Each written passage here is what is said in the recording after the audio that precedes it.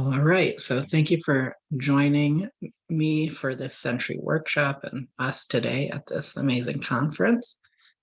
So in this session, I'm going to try to describe our Sentry tool for you, tell you briefly a little bit about where it came from, and then just try to dive in to actually show you what it's like to use the tool. As you've heard at some of the previous talks here, the reason that we built Sentry is kind of related to online quality issues that are known to exist. There was a talk just earlier today by Efrain Ribeiro, who's one of the members of the CASE Coalition for Quality, which is a very large group studying data quality in the market research world. This is one of the most recent studies that have really indicated the high rates of low quality respondents. This is a screen grab from one of their slides with permission, just highlighting the upper portion that's boxed in there that really represents different kinds of low quality respondents that really come into surveys across, again, in their study, it was 8 different suppliers with an N of close to 4,000. And you can really get the sense that across many different suppliers of sample within this online participant world, there's a lot of low quality respondents. And, this is not new news so much. There's been a lot of research on it for a bunch of years. There was a study put out by the Pew Research Center a couple years back that kind of really went beyond the scope and really included 30 plus suppliers and found similar findings to the CASE project.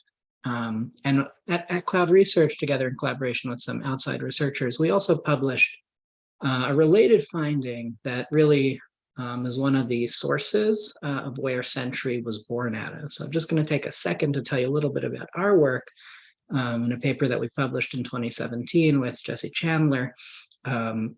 We began to explore what it might look like to take some of these messy sample sources and apply data quality tools to them in a kind of less traditional way. So traditionally, researchers, when they are trying to clean their data, they might go about including in-survey quality checks that they can then examine post-survey, and then go through all the data, clean it, reconcile participants, meaning send them back and telling the panel providers that these were low-quality respondents. But we examined whether or not we could actually do some of this vetting to determine high and low quality participants before they enter into a survey. And we found some really exciting results just running people through a short pre-survey screener. And we published that paper. And since then, and really before then as well, we've been working on building out a tool that can really operate before a survey begins to look at a respondent and really understand their potential quality and how their responses will be when they're taking a survey. And that really is what Sentry does. So Sentry operates as a pre-survey vetting system. And in every case in research, there's going to be a source of supply where participants are coming in, and then there's going to be a survey or an interview of some sort. And so where Sentry sits is just in the middle. And Sentry's goal is to present questions to respondents, which I'll get into and describe in just a minute. And while Sentry is presenting questions, there's a lot of technology that's running in the background. And through these questions and this technology, Sentry is really able to tap into different elements of what it means to be a good respondent and make a determination on each participant as they come through. And Sentry will basically put them through this 30-second or so vetting process. And then if the respondent is found to be high quality, Sentry passes them directly into the survey. And if the respondent is seen to be low quality, Sentry actually doesn't let them into the survey to pollute the data. Instead, Sentry sends them away from the survey, kind of back to the panel source. And Sentry has a number of different features. So I'll just briefly highlight the kind of protection suite that Sentry includes. So there are these behavioral questions that we've developed in Sentry that basically exist at a really massive scale. And there are different question libraries that tap into different key respondent characteristics. So we have question libraries that tap into participant language comprehension and basic attention. And we have other question libraries that tap into respondent honesty. And we actually also have other libraries that can validate respondents' job occupations. And in the market research lingo, these are often called B2B groups, where you're searching for professionals, essentially. So Sentry has libraries of questions for all of these different professional groups, and for these different key respondent characteristics, and participants are presented with a different set of these questions from across different libraries, so that no respondent will ever see the same set of questions. And I'll get into some of this in more detail in just a minute and show you some examples.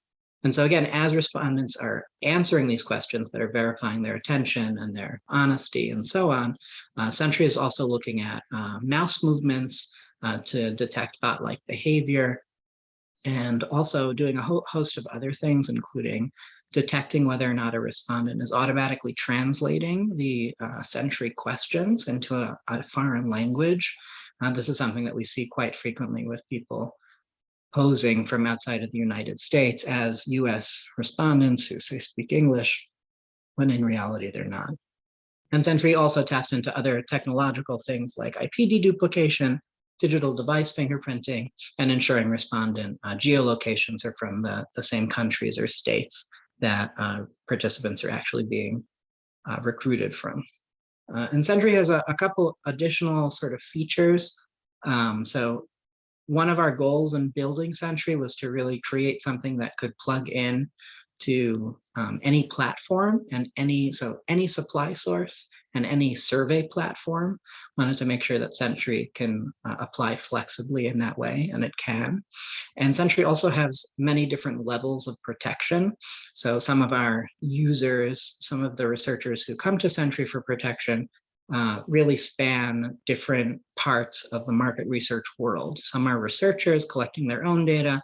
Some are actually panel suppliers looking to provide better respondents to their researchers coming to them. And so we have different levels of protection to kind of fit the different needs. And Sentry also has a quality tracking monitor where you can really see the quality of all respondents that are coming in to any of your projects. And so this is what that looks like. So you can see this is inside our Sentry system, which I'll show you around in just a minute. Sentry breaks down the quality. It'll show you all the traffic that comes in. So you'll see a total number of respondents, and Sentry shows this on a project level, but also on an organizational level, say across all your projects, or across all projects from all researchers working with X company or that have an account together. So you'll see the total number of respondents, the percentage who passed, who dropped, and who within Sentry was detected as someone who's low quality, and then a detailed breakdown of why. So whether it was a respondent with a duplicate IP address, whether it was a participant who was saying yes to some of the question libraries, where we have questions to which the answer must be no. So for example, presenting respondents with fake words. I'll give you some more examples in just a second about that. Also, whether a respondent was inattentive, whether they were translating the survey, and so on and so forth. So this really gives you a sense across your different providers too of the quality of participants that are being passed through into a survey. And the screen is very responsive, so you can kind of drill down to search for quality from particular panel sources that you've run through, or particular projects or countries where you've collected data, to really understand in minutia the reasons why respondents are higher or lower quality across those different projects or suppliers. So with that in mind, I want to take just a step back and describe for a second some of the Sentry goals. They're one of the main issues with in-survey checks that are left up to individual researchers to implement is that it's really hard to scale, and everyone is kind of doing their own thing. And Sentry is by no means a replacement for all post-survey analyses. definitely researchers should still be looking at their data and checking if it makes sense and validating respondents. But to have a solution that can standardize some quality across all panel sources is something that is one of the methodological goals of Sentry.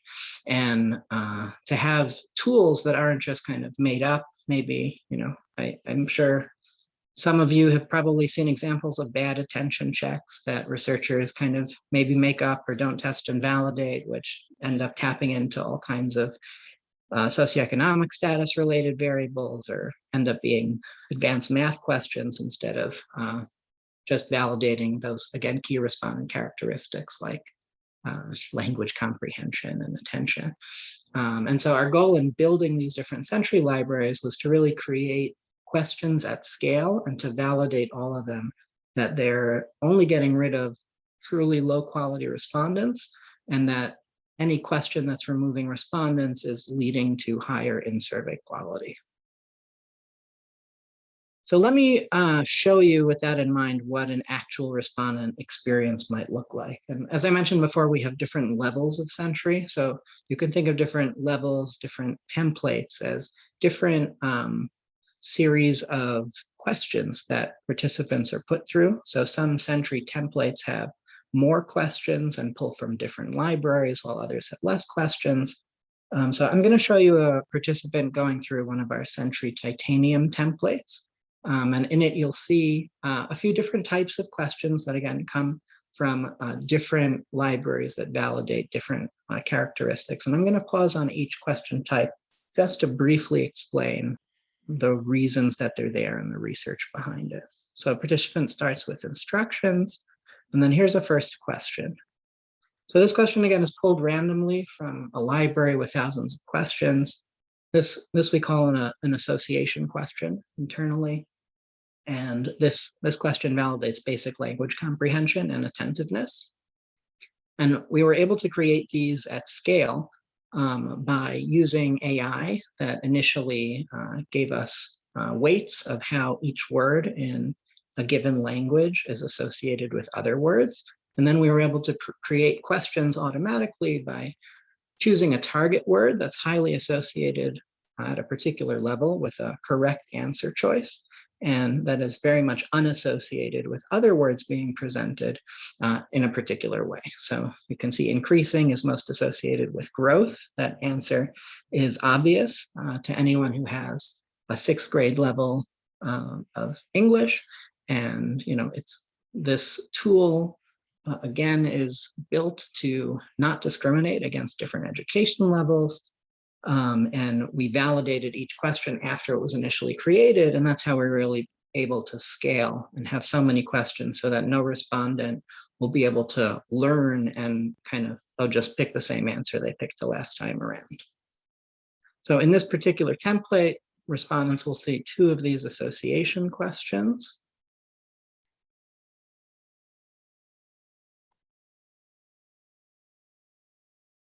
And then a respondent will see another type of question. So this is a question from our fake word library.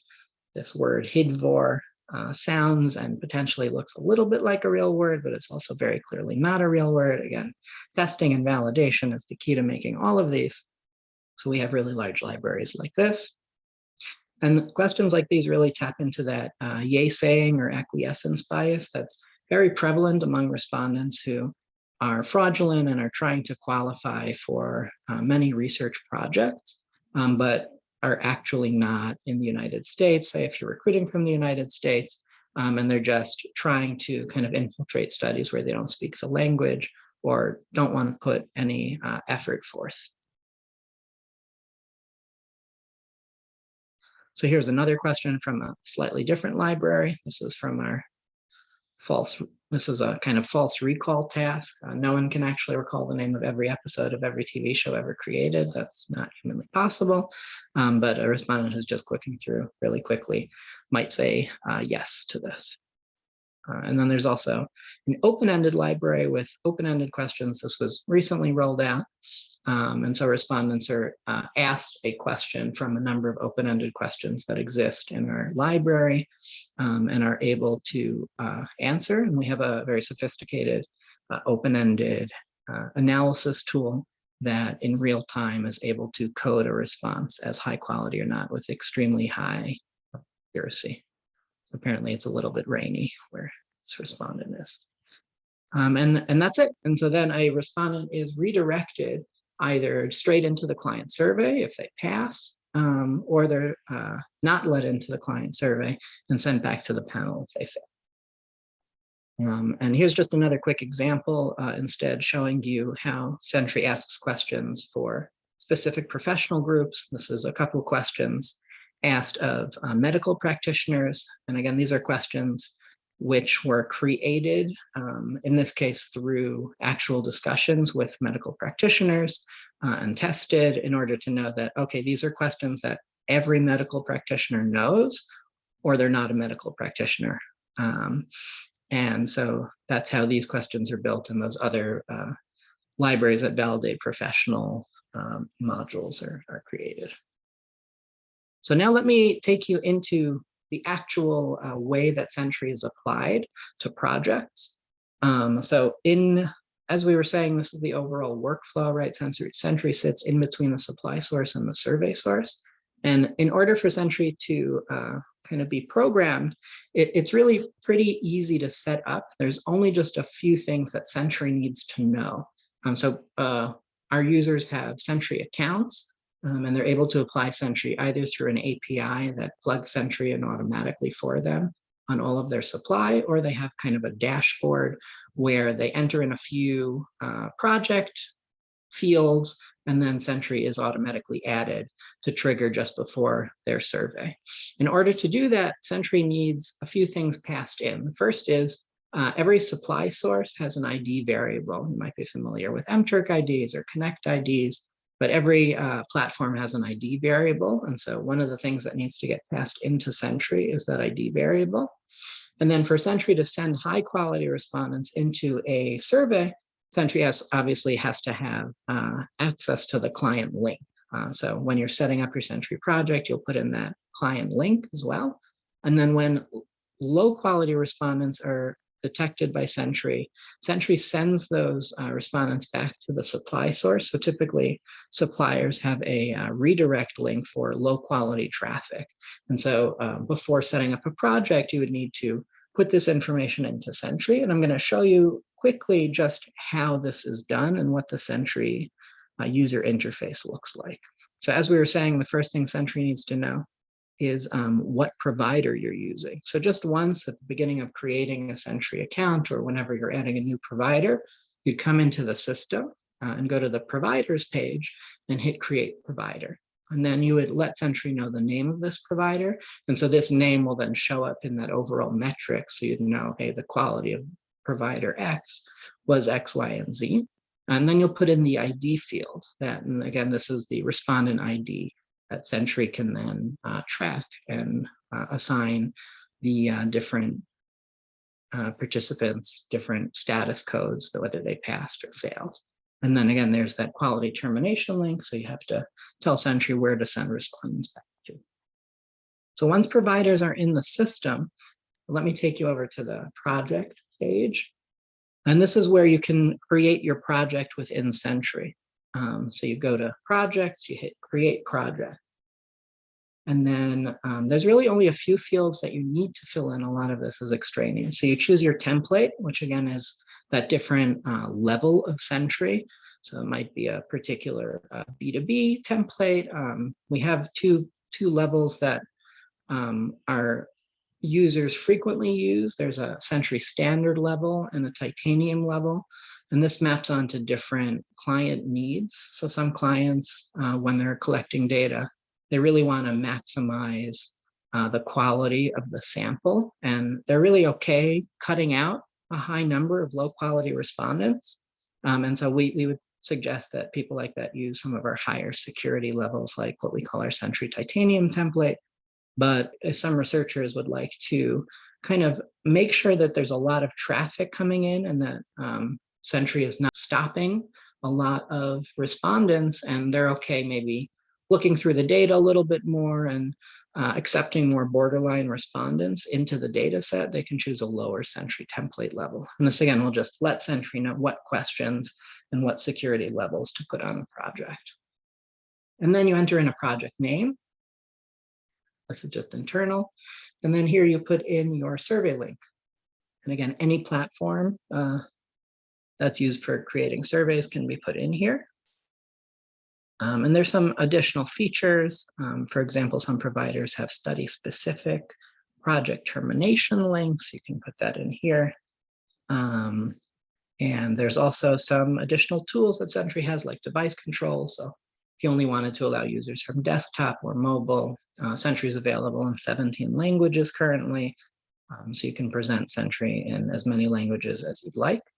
And then there's a location verification tool, in addition to some other advanced settings that we don't have time for today, unfortunately. But the location verification tool, you can choose a country or multiple countries, states, to allow respondents in, and then other respondents are blocked. And that's it. You hit create project, and now your project is made. And what you do next is you come over to the project links in Sentry, and you search for the provider or providers that you previously entered.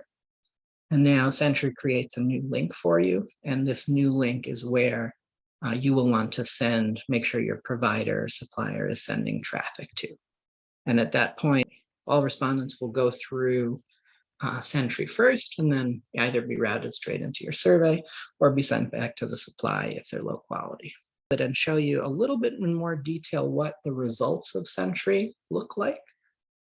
So you got to see that metrics page, which shows you some data breakdown. So this is just similar, but on a project level. You'll see the total number of respondents who came in and the percentage who passed and failed, and that same detailed breakdown of why it is that respondents were low quality. But there's a couple other additional features here that are really cool to see. So you'll be able to see participation over time and how pass rates and fail rates may vary over time depending on the traffic that's sent in. You'll be able to see browser, device, and provider types. And you'll also see at a high level a geolocation heat map that will show you whether or not respondents were within the country or state that you were recruiting from. But I think most impressively, you'll also be able to see respondent level data. So you'll see a respondent ID that represents each participant and where the respondent came from. And then you'll also be able to see the status of that respondent, whether they passed or failed Sentry, and whether the different failure reasons why they failed. And you'll also be able to see each respondent's session recording when they're within the Sentry system and Sentry window, and actually be able to see them taking these Sentry questions and some of the behaviors within that window. So this is searchable, so you can actually search to look for all participants who failed a particular survey because they were detected to be translating the Sentry questions.